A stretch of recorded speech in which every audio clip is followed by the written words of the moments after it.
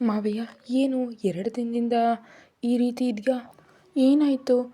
ಏನಿಲ್ಲ, ಸ್ವಲ್ಪ ಡಿಸ್ಟರ್ಬೆನ್ಸ್ ಅಷ್ಟೇ ಯುಕ್ತ. ಓ ಹೌದಾ, ಹಾಗಾದರೆ ಒಂದು ಸಲ ದೇವಸ್ಥಾನಕ್ಕೆ ಹೋಗಿ ಬರೋಣವಾ? ಸರಿ, ಹೋಗೋಣ. ಹೋಗಿ ಸಿದ್ಧ ಆಗು. ಮತ್ತೆ ಯುಕ್ತ ಸ್ನಾನವನ್ನು ಮಾಡಿ ಸೀರೆಯನ್ನು ಉಟ್ಕೊಂಡು ಸಿದ್ಧ ಆದರೆ ಪೃಥ್ವಿರಾಜ್ ಕೂಡ ನೀಲಿ ಬಣ್ಣದ ಅಂಗಿಯನ್ನು ಮತ್ತು ಅದಕ್ಕೆ ಮ್ಯಾಚಿಂಗ್ ಪಂಚೆಯನ್ನು ಧರಿಸಿ ಹೊರಗೆ ಬರ್ತಾನೆ. ಯಾವ ಉಡುಪು ಧರಿಸಿದ್ರೂ ಅಷ್ಟು ಅಚ್ಚುಕಟ್ಟಾಗಿ ಒಪ್ಪೋ ಮಾವಯ್ಯನ ನೋಡ್ತಿದ್ರೆ ಸ್ವಲ್ಪ ಹೊಟ್ಟೆ ಕಿಚ್ಚು ಅನಿಸಿದ್ರು ಕೂಡ, ನನ್ನ ಗಂಡ ತಾನೇ, ಆ ಮಾತ್ರ ಸುಂದರವಾಗಿರ್ಬೇಕು ಬಿಡು ಅಂದ್ಕೊಳ್ತಾ ಪೃಥ್ವಿರಾಜ್ ಹಿಂದೆನೇ ಬರ್ತಾಳೆ. ಪೃಥ್ವಿರಾಜ್ ಬೈಕನ್ನು ಸ್ಟಾರ್ಟ್ ಮಾಡ್ತಿದ್ದಂತೆ ಹತ್ತು ಕೂತು ಭುಜದ ಮೇಲೆ ಕೈ ಹಾಕಿ ಗಟ್ಟಿಯಾಗಿ ಇಟ್ಕೊಳ್ತಾಳೆ ಯುಕ್ತ. ಪೃಥ್ವಿರಾಜ್ ಅದನ್ನು ಕನ್ನಡಿಯಲ್ಲೇ ಯುಕ್ತಾಳನ್ನೇ ನೋಡ್ತಾ ಮುಗುಳ್ನಗುತ್ತಾ ದೇವಸ್ಥಾನದ ಕಡೆಗೆ ಬೈಕನ್ನು ಓಡಿಸ್ತಾನೆ. ಸ್ವಲ್ಪ ಸಮಯದ ನಂತರ ಪೃಥ್ವಿರಾಜ್, ನಾಳೆ ಹೋಗ್ತೀವಿ ಅಂತ ಹೇಳಿ ನೆನೆ ಯಾಕೆ ಬರಲಿಲ್ಲ ಅಂತ ಸೂರ್ಯ ಕೇಳ್ತಾನೆ.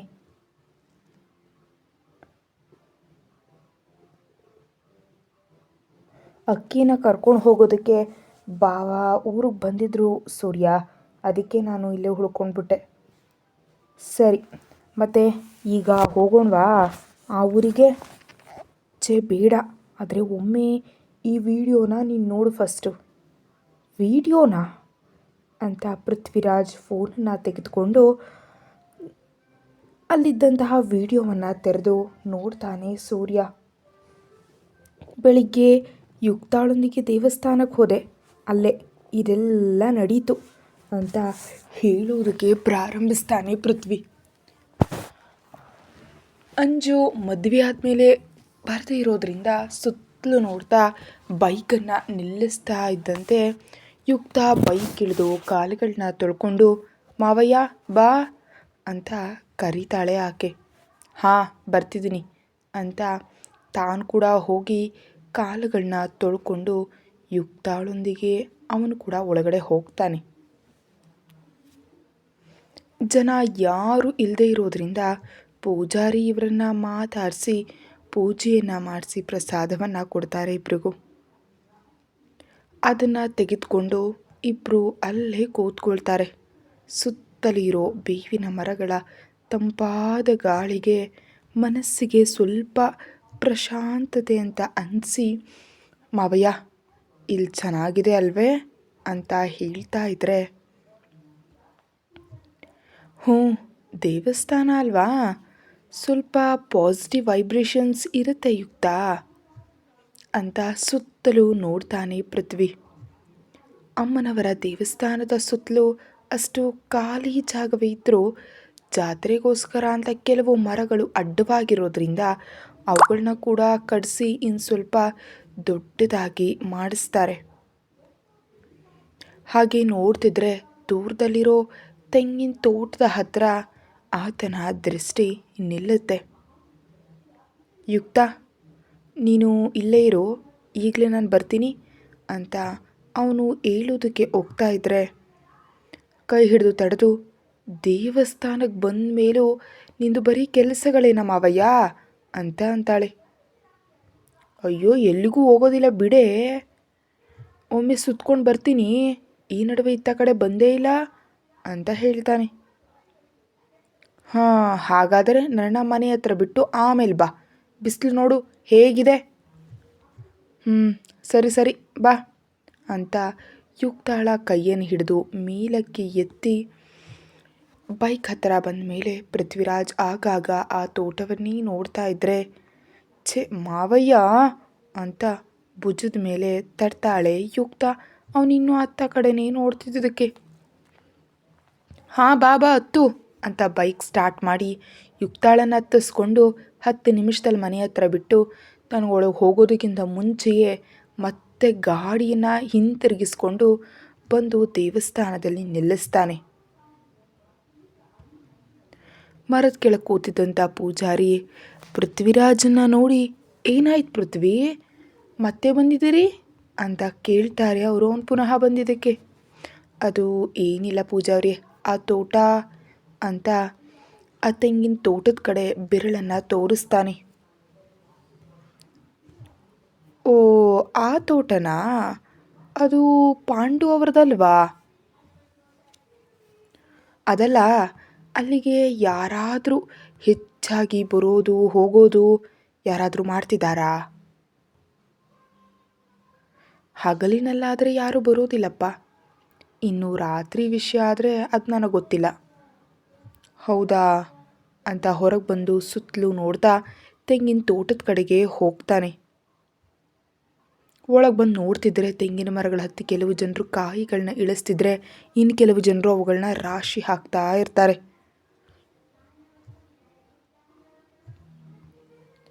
ಅವರು ಪೃಥ್ವಿರಾಜನ ನೋಡಿ, ಪೃಥ್ವಿರಾಜ್ ಅವರೇ, ನೀವೇನು ಹೀಗೆ ಬಂದಿದ್ದೀರಿ ಅಂತ ಅಲ್ಲಿದ್ದ ಕೆಲವರು ಗೌರವದಿಂದ ಕೇಳ್ತಾರೆ.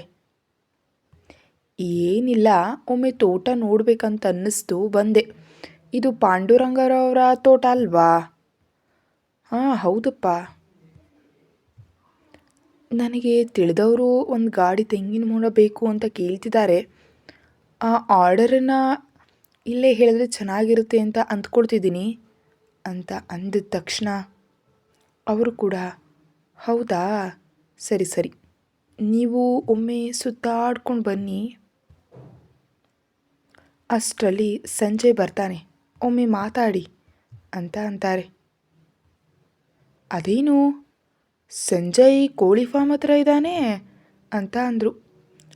ಹೌದು, ಆದರೆ ರಾತ್ರಿ ಮಾತ್ರ ಇಲ್ಲಿಗೆ ಬಂದು ಮಲಗ್ತಾನೆ. ಹಗಲವತ್ತು ಕೋಳಿ ಫಾರ್ಮನ್ನು ನೋಡ್ಕೊಳ್ತಾ ಇರ್ತಾರೆ. ಹೌದಾ, ಸರಿ ಬಿಡಿ, ನಿಮ್ಮ ಕೆಲಸ ನೀವು ನೋಡ್ಕೊಳ್ಳಿ, ನಾನು ಒಮ್ಮೆ ಪೂರ್ತಿಯಾಗಿ ಸುತ್ಕೊಂಡು ಬರ್ತೀನಿ ಅಂತ ಹೇಳಿ ಅಲ್ಲೇ ಇದ್ದ ಸಣ್ಣ ದೊಣ್ಣೆಯನ್ನು ತೆಗೆದುಕೊಂಡು ಹೋಗ್ತಾನೆ. ಸ್ವಲ್ಪ ಮುಂದಕ್ಕೆ ಬರ್ತಿದ್ದಂತೆಯೇ ಫೋನ್ ತೆಗೆದು ವಿಡಿಯೋ ಆನ್ ಮಾಡಿ ಜೇಬ್ನಲ್ಲಿಟ್ಕೊಂಡು ಪೂರ್ತಿ ಪ್ರದೇಶ ಕವರ್ ಆಗುವಂತೆ ಸುತ್ತುತ್ತಾ ತುಂಬ ಮುಂದಕ್ಕೆ ಹೋಗ್ತಾನೆ ಪೃಥ್ವಿ. ಹಾಗೆಯೇ ತೋಟದ ಸುತ್ತಲೂ ತಿರುಗ್ತಾ ತೋಟದ ಕೊನೆಯಲ್ಲಿರೋ ಮನೆಯನ್ನು ನೋಡಿ ಅಲ್ಲಿಂದಲೇ ಯಾವುದೋ ವಾಸನೆ ಹೆಚ್ಚಾಗಿ ಅವನ ಮೂಗಿಗೆ ಬರ್ತಿದ್ರೆ ಮೆಲ್ಲಗೆ ಅತ್ತ ಕಡೆ ಹೋಗಿ ನೋಡ್ತಾನೆ. ಮನೆಗೆ ಬೀಗ ಹಾಕಿದೆ ಅಂತ ಸುತ್ತಲೂ ನೋಡಿ ಮನೆಯ ಹಿಂಭಾಗಕ್ಕೆ ಬರ್ತಿದ್ದಂತೆ ಅಲ್ಲೇ ನಾಟಿ ಸಾರಾಯಿ ಹಾಗೂ ಇನ್ನೂ ಏನೇನೋ ತಯಾರಿಸ್ತಿರುವಂತಹ 4 ವ್ಯಕ್ತಿಗಳು ಇವನಿಗೆ ಕಾಣಿಸ್ತಾರೆ. ಅವ್ರನ್ನ ನೋಡಿದ ಕೂಡಲೇ ಕೋಪ ತುದಿಗೆ ಬಂದರೂ ನಿಜಕ್ಕೂ ಇವರು ಯಾರಿರಬಹುದು, ಮೊದಲು ಇದೆಲ್ಲ ಮಾಡಿಸ್ತಿರೋರು ಯಾರು ಅಂತ ಫಸ್ಟ್ ತಿಳ್ಕೊಳ್ಬೇಕು ಅಂತ ಅಂದ್ಕೊಂಡು ಸುಮ್ಮನೆ ಹಾಗೆ ಹಿಂತಿರ್ಕೊಂಡು ಬಂದ್ಬಿಡ್ತಾನೆ. ಅದನ್ನು ಪೂರ್ತಿಯಾಗಿ ಫೋನ್ನಲ್ಲಿ ನೋಡಿದಂಥ ಸೂರ್ಯ ಆ ಫೋಟೋಗಳನ್ನ ತೆಗೆದುಕೊಂಡು, ಓಕೆ ಪೃಥ್ವಿರಾಜ್, ನಾನು ಇವರ ಮೇಲೆ ಯಾವುದಾದ್ರೂ ಕೇಸ್ಗಳು ಇವೆಯಾ ಅಂತ ನಾನು ಎನ್ಕ್ವೈರಿ ಮಾಡಿ ನೋಡ್ತೀನಿ. ಹಾಗೆ ರಾತ್ರಿಗೆ ಒಮ್ಮೆ ಅಲ್ಲಿಗೆ ಹೋಗಿ ನೋಡ್ತೀನಿ ಅಂತ ಅಂತಾನೆ. ಇಲ್ಲ ಸೂರ್ಯ, ನಾನು ಕೂಡ ಬರ್ತೀನಿ, ಇಬ್ಬರು ಹೋಗೋಣ. ಸರಿ ಪೃಥ್ವಿ, ನೀನು ಹೇಳಿದಾಗೆ 4 ಜನರ ಬರೋದಕ್ಕೆ ಹೇಳಿದ್ದೀನಿ. ಅವರು ಕೂಡ ಸಾಯಂಕಾಲಕ್ಕೆ ಬರ್ತಾರೆ ಬಿಡು.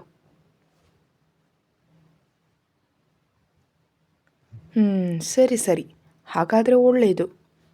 ನಾನು ಫೋನ್ ಮಾಡಿದಾಗ ನೀವು ಹೊರಡಿ. ಇನ್ನು ನಾನು ಹೊರಡ್ತೀನಿ, ಸರಿ ಅಂತ ಹೊರಗೆ ಬಂದು ಬೈಕನ್ನು ಸ್ಟಾರ್ಟ್ ಮಾಡಿಕೊಂಡು ಇನ್ನು ಅವನು ತನ್ನ ಮನೆ ಕಡೆ ಹೊರಡ್ತಾನೆ. ಏನು ಮಾವಯ್ಯ, ಇಷ್ಟೊಂದು ತಡ ಅಂತ ಊಟವನ್ನು ಬಡಿಸ್ತಾಳೆ ಯುಕ್ತ.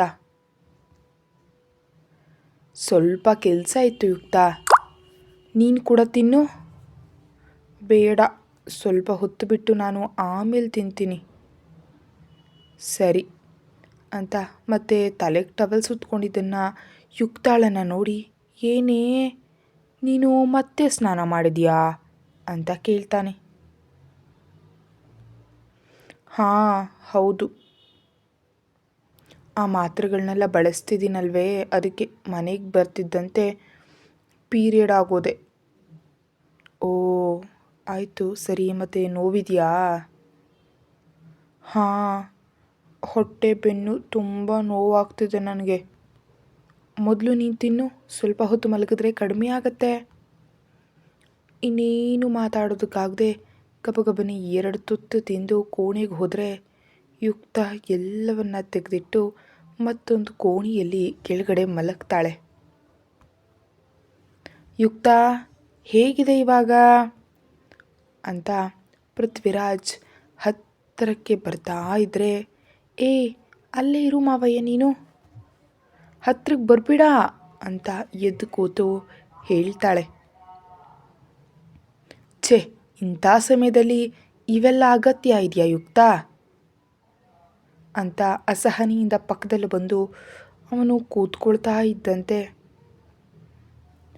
ಯುಕ್ತ ಪೃಥ್ವಿರಾಜನ್ನ ಮುಟ್ಕೊಳ್ಳದೆ ದೂರ ಸರಿದು, ಬಡಿಸೋದಕ್ಕೆ ಯಾರು ಇಲ್ದಿದ್ದಾಗ ಹೀಗಿರಬೇಕು ತಾನೇ ಅಂತ ನಗ್ತಾಳೆ. ಹಾಂ, ಆದರೆ ನಾನು ಅಂಥವುಗಳನ್ನ ಲೆಕ್ಸೋದಿಲ್ಲ ಅಂತ ಯುಕ್ತಾಳ ಕೈ ಹಿಡಿದು ಪಕ್ಕಕ್ಕೆ ಎಳ್ಕೊಂಡು ಬಿಡ್ತಾನೆ.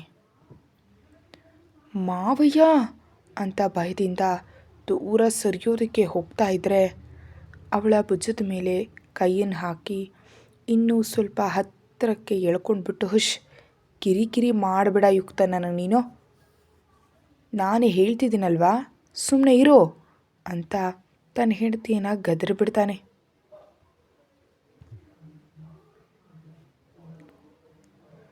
ಅದಕ್ಕೆ ಬೆದರಿ ಸುಮ್ಮನೆ ಕೂತ್ಕೊಳ್ತಾಳೆ. ಮೆಲ್ಲಗೆ ಉಡುಪಿನ ಮೇಲೆ ಹೊಟ್ಟೆ ಮೇಲೆ ಕೈಗಿಟ್ಟು, ನೋವಾಗ್ತಿದೆಯಾ ಅಂತ ಕೇಳ್ತಾನೆ. ಯುಕ್ತ ಇಲ್ಲ ಅನ್ನುವಂತೆ ತಲೆ ಅಡ್ಡವಾಗಾಡಿಸಿ, ಮಾತ್ರೆ ತಗೊಂಡ ಮೇಲೆ ಸ್ವಲ್ಪ ಪರವಾಗಿಲ್ಲ ಮಾವಯ್ಯ ಅಂತ ನೀರಸವಾಗಿ ಅಂತಾಳೆ. ಆಕೆ ಮಾತುಗಳನ್ನ ಕೇಳ್ತಾ ಕಣ್ಣುಗಳನ್ನ ಚಿಕ್ಕದು ಮಾಡಿ, ಊಟ ಮಾಡಿದ್ಯಾ ಅಂತ ಅನುಮಾನದಿಂದ ನೋಡ್ತಿದ್ರೆ, ಇಲ್ಲ ಅಂತ ಮೆಲ್ಲಗೆ ಹೇಳ್ತಾಳೆ. ಸಮಯ ಅಷ್ಟರಲ್ಲಾಗಲೇ 4 ಆಗ್ತಿದ್ರೆ, ಇಲ್ಲಿವರೆಗೆ ಏನೇ ಮಾಡ್ತಿದ್ದೆ, ಹೀಗೆ ಸಮಯಕ್ಕೆ ತಿಂದೆ ಅಂತ ಗಂಭೀರ ಆಗಿಬಿಡ್ತಾನೆ. ಯುಕ್ತ ಭಯದಿಂದ ಪೃಥ್ವಿರಾಜ್ ಭುಜದ ಮೇಲೆ ತಲೆ ಇಟ್ಕೊಂಡು, ಯಾಕೆ ಮಾವಯ್ಯ ಚಿಕ್ಕ ಚಿಕ್ಕ ವಿಷಯಕ್ಕೆಲ್ಲ ಇಷ್ಟೊಂದು ಸೀರಿಯಸ್ ಆಗ್ತಿದೆಯಾ, ಅದನ್ನೇ ಮೆಲ್ಲಗೆ ಹೇಳ್ಬೋದು ತಾನೇ ಅಂತ ಮುಖವನ್ನು ಸೊಟ್ಟಗೆ ಮಾಡ್ತಾಳೆ. ಆಕೆ ಮುಖವನ್ನು ನೋಡಿ ಸ್ವಲ್ಪ ಮಾಮೂಲಿಯಾಗಿ, ಸರಿ ಬಾ ಊಟ ಮಾಡು ಅಂತ ಅವನು ಅಂದ ತಕ್ಷಣ, ಈಗೇನು ಬೇಡ ಮಾವಯ್ಯ, ಅಷ್ಟೊಂದು ಹಸಿವು ಅನ್ನಿಸ್ತಿಲ್ಲ ನನಗೆ ಅಂತ ಅಂತಾಳೆ. ಇನ್ನು ಬಲವಂತ ಮಾಡೋದಕ್ಕಾಗದೆ ಆಕೆಯನ್ನು ಹಾಗೆ ತಪ್ಪಿಕೊಂಡು ಗೋಡೆಗೆ ಹೊರಕೊಳ್ತಾನೆ, ಹಿಂದೆ ಗೋಡೆಗೆ. ಯುಕ್ತ ಕೂಡ ಪೃಥ್ವಿರಾಜ್ ಇದೇ ಮೇಲೆ ತಲೆ ಇಟ್ಟು, ಮಾವಯ್ಯ ನೀನು ಆಮೇಲೆ ಸ್ನಾನ ಮಾಡಬೇಕು ಅಂತ ಅಂದ ತಕ್ಷಣ ಪೃಥ್ವಿರಾಜ್ಗೆ ನಗು ಬಂದು, ಇವು ಮಾತ್ರ ಚೆನ್ನಾಗಿ ನೆನಪಿರುತ್ತವೆ ಅಂತ ತಲೆ ಮೇಲೆ ಮೆಲ್ಲಗೆ ತಡ್ತಾನೆ. ತಪ್ಪು ಮಾವಯ್ಯ, ಇವೆಲ್ಲ ಆಚಾರಗಳು, ಹಾಗನ್ಬಾರ್ದು. ನಿಜಕ್ಕೂ ನೀನು ನನ್ನ ಹತ್ರಕ್ಕೆ ಬರೋದೇ ತಪ್ಪು, ಆದರೆ ನನ್ನ ಮಾತು ಕೇಳದೆ ನೀನು ಬಂದೆ. ಯುಕ್ತ, ಇವೆಲ್ಲವೂ ಕೂಡ ದೇವರು ಸೃಷ್ಟಿಸಿದವು, ಇನ್ನು ಅದರಲ್ಲಿ ತಪ್ಪೇನಿರುತ್ತೆ ಹೇಳು. ಆದರೆ ಹಿರಿಯರು ಕೆಲವು ಪದ್ಧತಿಗಳನ್ನ ಇಟ್ಟಿದ್ದಾರೆ, ಅದರಲ್ಲಿ ಇದು ಒಂದು. ಹಾಗಂತ ತೀರಾ ಮುಟ್ಟಿಸ್ಕೊಳ್ಳೇಬಾರ್ದು ಅಂತ ಏನಿಲ್ಲ, ಹೆಣ್ಣು ಮಕ್ಕಳ ಜೀವನದಲ್ಲಿ ಇದು ಒಂದು ಭಾಗ ಅಷ್ಟೇ ಅಂತ ಯುಕ್ತಾಳಿಗೆ ಅರ್ಥವಾಗುವಂತೆ ಹೇಳ್ತಾನೆ. ಪೃಥ್ವಿರಾಜ್ ಅಷ್ಟು ಕ್ಲಿಯರಾಗಿ ಹೇಳಿದ ತಕ್ಷಣ ಯುಕ್ತ ಏನೂ ಮಾತಾಡದೆ ಮೌನವಾಗಿಬಿಡ್ತಾಳೆ. ಸ್ವಲ್ಪ ಹೊತ್ತಿಗೆ ಯುಕ್ತ, ನಂಗೆ ರಾತ್ರಿಗೆ ಹೊರಗೆ ಕೆಲಸ ಇದೆ, ಒಂಟಿಯಾಗಿ ಜಾಗರೂಕತೆಯಿಂದ ಇರ್ತೀಯಾ ಅಂತ ಕೇಳ್ತಾನೆ. ಏನು ಕೆಲಸ ಮಾವಯ್ಯ? ಅದು ಸ್ವಲ್ಪ ತೋಟದಲ್ಲಿ ಕೆಲಸ ಇದೆ, ಅದನ್ನು ಇವತ್ತು ಮುಗಿಸ್ಬಿಟ್ರೆ ಒಂದು ಕೆಲಸ ಮುಗಿದು ಹೋಗುತ್ತೆ, ನಂತರ ಅಂಜುವಿನ ವಿಷಯವನ್ನು ನೋಡಬೇಕು. ಹೌದಾ, ಸರಿ ಹಾಗಾದರೆ, ಆದರೆ ಆದಷ್ಟು ಬೇಗ ಬರಬೇಕು. ಸರಿ ಅಂತ ಹೇಳಿ ಸ್ವಲ್ಪ ಹೊತ್ತು ಯುಕ್ತಾಳಿಗೆ ಮಾತುಗಳು ಹೇಳಿ ಮೆಲ್ಲಗೆದ್ದು ಹೊರ ಕರ್ಕೊಂಡು ಬಂದು ಕೂರಿಸಿ ಊಟದ ತಟ್ಟೆ ತಂದು ತಿನ್ನಿಸ್ತಾ ಇದ್ದರೆ ಯುಕ್ತ ತಿಂತ, ನಿನಗೆ ಗೊತ್ತಾ ಬಾವ, ಇಂಥವುಗಳನ್ನ ನಾನು ಟಿ ವಿಯಲ್ಲಿ ನೋಡಿದ್ದೆ, ನಿಜವಾಗಿ ಗಂಡಂದರು ಹೀಗೆ ಕೂಡ ಮಾಡ್ತಾರಾ ಅಂತ ಅನ್ನಿಸ್ತಿತ್ತು. ಆದರೆ ಅರ್ಥ ಮಾಡ್ಕೊಳ್ಳೋ ಗಂಡ ಇದ್ದರೆ ಯಾವ ಹೆಂಡತಿಯೂ ಇಂಥ ಸಮಯದಲ್ಲಿ ನೋವನ್ನು ಅನುಭವಿಸೋದಿಲ್ಲ ಅಂತ ನಿನ್ನನ್ನು ನೋಡಿದ ಮೇಲೆ ನನಗೆ ಅರ್ಥ ಆಯಿತು. ಈ ವಿಷಯದಲ್ಲಿ ಮಾತ್ರ ಅಲ್ಲ, ಪ್ರತಿಯೊಂದು ವಿಷಯದಲ್ಲೂ ನೀನು ನನ್ನನ್ನು ಎಷ್ಟು ಚೆನ್ನಾಗಿ ನೋಡ್ಕೊಳ್ತೀಯೋ. ನಿನ್ನಂಥ ಮಾವಯ್ಯ ಗಂಡನಾಗಿ ಬರೋದು ನನ್ನ ಅದೃಷ್ಟ ಅಂತ ಅಂತಾಳೆ. ಆಕೆ ಬಾಯಿಯಲ್ಲಿ ಇನ್ನೊಂದು ತುತ್ತಿಟ್ಟು, ತುಂಬ ದೊಡ್ಡ ಮಾತುಗಳಾಡಿದೆ, ತಿನ್ನು ಅಂತ ಅಂತಾನೆ. ಹೋಗಿ ಮಾವಯ್ಯ, ನಿನಗೆ ಹೊಗಳಿದ್ರೆ ಇಷ್ಟ ಆಗೋದಿಲ್ಲ. ಹೌದು, ಆದರೂ ನೀನೇನು ಹೊರಗ್ನವಳ? ನಾನು ಹೆಂಡತಿಗಿಂತ ಮುಂಚೆ ಸೋದರ ಸೊಸೆ, ನೀವೆಲ್ಲ ಮೂವರು ನನ್ನ ಚಿನ್ನಗಳು. ನೀನು ಹೀಗೆ ಒಂಟಿಯಾಗಿ ಬೇಸರ ಮಾಡ್ಕೊಳ್ತಿದ್ರೆ ನಾನು ನೋಡ್ತಿರ್ತೀನ, ಹಾಗೆ ಹೇಳು. ಇಲ್ಲ ಬಿಡಿ, ನಮ್ಮ ಮಾವಯ್ಯ ಕೂಡ ಚಿನ್ನ ಅಂತ ನಮಗೆ ಗೊತ್ತು. ಅದಕ್ಕೆ ನನಗಿಂತ ಹೆಚ್ಚು ಅಕ್ಕಿಗೆ ನೀನಂದರೆ ಹುಚ್ಚು. ಆಹಾ, ಅಕ್ಕಿಗ ನಿನಗಲ್ವಾ? ಮದುವೆಗೆ ಮುಂಚೆ ಇಷ್ಟೇ ಅಂತ 2 ಬೆರಳುಗಳನ್ನ ಚಿಕ್ಕದಾಗಿ ಮಡಚಿ ತೋರಿಸ್ತಾಳೆ. ಅದನ್ನು ನೋಡಿ ಚಿಕ್ಕದಾಗಿ ನಕ್ಕು, ಮತ್ತು ಇವಾಗ ಅಂತ ಅಂತಾನೆ. ಈಗ ಇಷ್ಟು ಅಂತ 2 ಕೈಗಳನ್ನ ಚಾಚಿ ತೋರಿಸಿದ ತಕ್ಷಣ, ನಿಜವಾ ಅಂತ ತಲೆ ಮುಂದೆ ತಂದು ಆಕೆ ಕೆನ್ನೆ ಮೇಲೆ ಮುತ್ತನ್ನು ನೀಡಿ, ನಿನಗಂದರೆ ನನಗೂ ಕೂಡ ಅಷ್ಟೇ ಇಷ್ಟ ಅಂತ ಅಂತಾನೆ. ಆ ಮಾತಿಗೆ ನಾಚಿಕೆ ಪಡ್ತಾ, ಇನ್ನು ಸಾಕು ಮಾವಯ್ಯ ಅಂತ ಅಂತಾಳೆ. ಏನು ಸಾಕು, ಮುದ್ದು ಮಾಡೋದು ಅಂತ ಅಂದರೆ ಯುಕ್ತ ಮೇಲಕ್ಕೆದ್ದು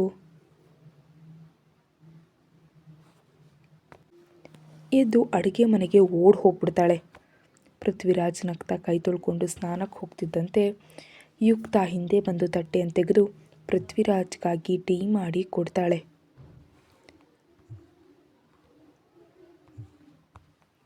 ಪೃಥ್ವಿರಾಜ್ ಸ್ನಾನ ಮಾಡಿ ಬಂದು ಯುಕ್ತ ಟೀ ಕುಡಿದು, ಯುಕ್ತ ಒಮ್ಮೆ ಹೊರಗೋಗಿ ಬರ್ತೀನಿ ಅಂತ ಹೇಳಿ ಬೈಕನ್ನು ಓಡಿಸ್ಕೊಂಡು ಗ್ರಾಮ ಪಂಚಾಯಿತಿ ಕಟ್ಟೆ ಹತ್ರಕ್ಕೆ ಹೋಗ್ತಾನೆ.